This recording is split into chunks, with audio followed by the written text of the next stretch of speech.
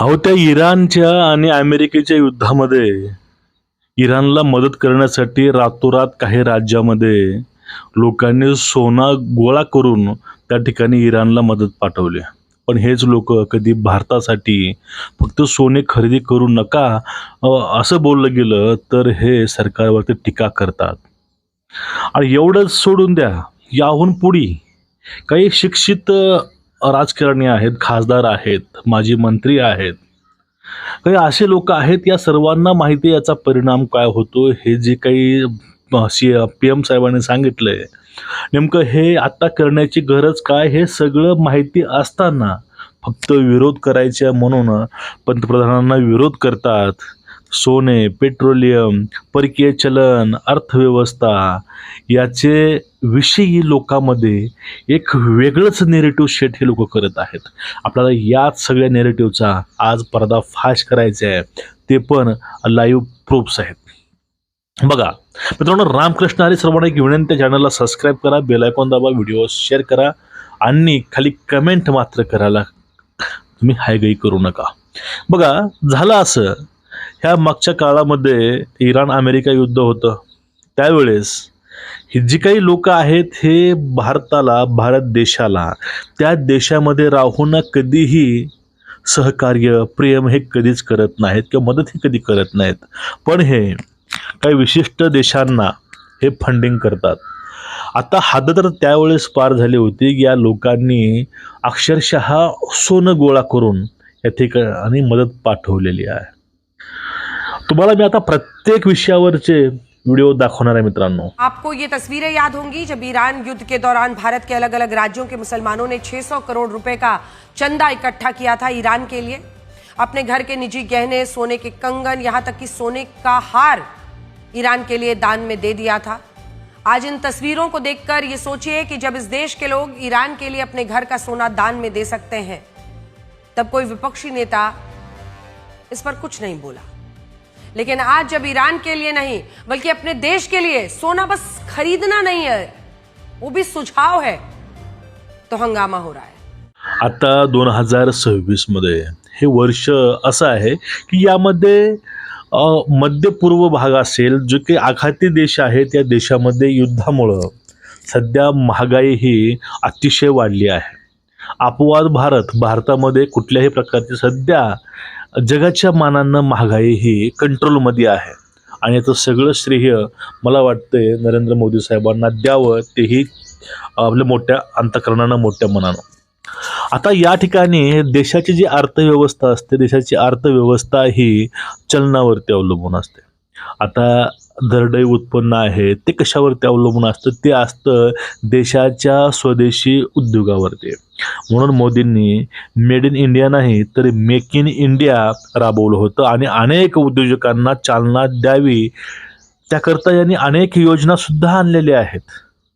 पण ह्या योजनाकडे आपण कधीच न बघता मेक इन इंडिया आणि मेड इन इंडिया यामधला फरक काय आहे. मेड इन इंडिया आपल्याला नको आहे, आता आपल्याला मेक इन इंडिया पाहिजे. भारतामध्ये प्रोडक्ट बनले पाहिजे, स्वदेशीय बनले पाहिजे, भारतीय प्रोडक्ट बनले पाहिजे. ते प्रोडक्ट आपल्या बाहेर देशामध्ये विकले गेले पाहिजे. त्यांना आपलं चलन हे मजबूत होऊ शकतं. पण इथं उलटं चाललं आहे. जे काही सोनं असतं आपल्या भारतामध्ये, आपण सोनं हे बाहेरनं आयात करतो, पेट्रोलियम आपण बाहेरनं आयात करतो. आणि सध्या बाहेर युद्धजन्य परिस्थितीमुळं जी काही परिस्थिती आहे ही अतिशय बिकट झाली आहे. त्यामुळं भाव तर वाढलेले आहेत.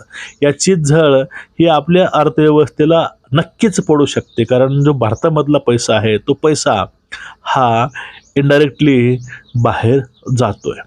त्यामुळं आपले माननीय मोदी साहेबांनी सांगितलं की बाबा तुम्ही पेट्रोलियमचा वापर कमी करा, ते करू नका असं बोललेच नाही.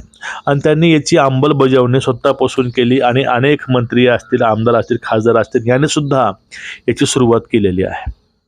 आता यावरती सोनं घेऊ नये, पेट्रोलियम घेऊ नये हा सरकारचा नाकर्तेपणा आहे हे बोलतंय का सुप्रिया सुळे, उद्धव ठाकरेची पिलावळ, त्यानंतर हे सगळे हे महाराष्ट्रातील राजकारणी, देशातील राजकारणी, हे लिबरांडो आहेत, हे सगळे आता मोदीवरती तोंड सुख घेत आहेत. पण या लोकांना एवढी तरी अक्कल पाहिजे 2012मध्ये 13मध्ये नेमकं काय काय या लोकांनी शेण खाल्लं होतं.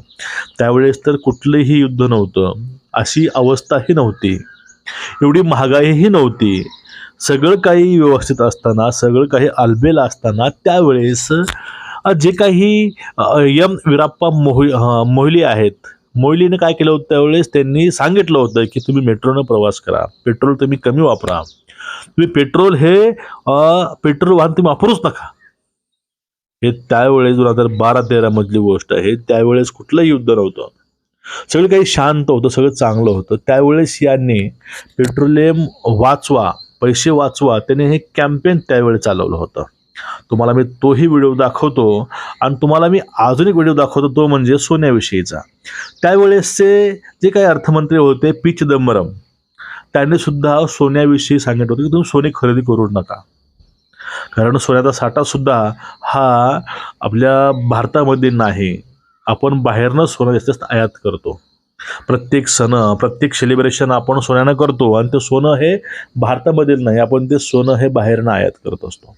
याच्या माध्यमातून जो पैसा आहे तो पैसा बाहेर जाणार आहे. त्यामुळं हे जे काही चाललं होतं हे चाललंय, पण हे लोकांना ऐकायचंच नाही. तुम्हाला मी ते दोन्ही व्हिडिओ दाखवतो, व्हिडिओ बघून घ्या.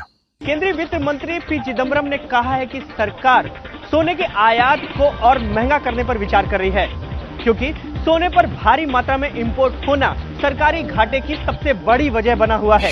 चिदंबरम ने देश के लोगों से ये अपील भी की है कि वो सोने की मांग घटाने में सरकार की मदद करे. पेट्रोल की मांग को काबू में करने के लिए सरकार रात को पेट्रोल पंप बंद करने की सोच रही है. खबर है कि सरकार इस तरह की तैयारी में है. रात 8 बजे से सुबह 8 बजे तक पेट्रोल की खरीद बिक्री पर रोक लगा दी जाए. आता या विषयावरती हे चाटुकार चमचे काय बोलणार. म्हणजे त्यावेळेस कुठलीही अवस्था नसताना यांच्याच नेत्यांनी जे काही भारतावरती लादलं होतं त्यावेळेस लोकांनी निमूटपणे ऐकून घेतलं. पण आता खरंच गरज आहे. बाजूच्या पाकिस्तानला 400-500 रुपये लिटर पेट्रोल आहे, असं कुठला देश नाही त्यामध्ये या युद्धाचा परिणाम झाला नाही. आता अमेरिकेमध्ये सुद्धा डोनाल्ड ट्रम्पच्या विरोधामध्ये आंदोलनं होत आहेत. वॉशिंग्टन DC-ला, त्यानंतर न्यूयॉर्कला, या ठिकाणी लोक राजीनामा मागत आहेत डोनाल्ड ट्रम्पचा. कारण तेच आहे, महागाई वाढलेली आहे. युद्धामुळं अनेक देशावरती याचा परिणाम झाला आहे आणि हा परिणाम भारतावर होऊ नये यासाठी शासन प्रयत्न करत आहे आणि मोदी साहेब सुद्धा यासाठी अतिशय काळजीपूर्वक ही जी काही परिस्थिती ते हाताळत आहेत. पण ह्या आपल्या भारतीय लोकांना एवढी सवय लागली आहे की आपल्याच नेत्यावरती, आपल्याच लोकांवरती हे संतुळे उडवायचे कामं हे लोक करत आहेत. यांचं अज्ञान म्हणावं की काय म्हणावं. म्हणजे हे सगळ्यांना कंपल्सरी नाही. जे काही मूर्ख आहे, ज्यांच्याकडे पैसा आहे, त्यांनी टँकरने पेट्रोल वाटावं, आमचं काही हरकत नाही. तुम्ही सर्वांना 1-1 तोळा सोनं वाटा, आमचं काहीही हरकत नाही, देणं घेणं नाही. आम्ही देशभक्त आहोत, राष्ट्रभक्त आहोत, आम्ही राष्ट्राला प्रथम मानतो, आम्ही भारतीय मानतो, आम्हाला याचा सगळ्याचा आदर आहे.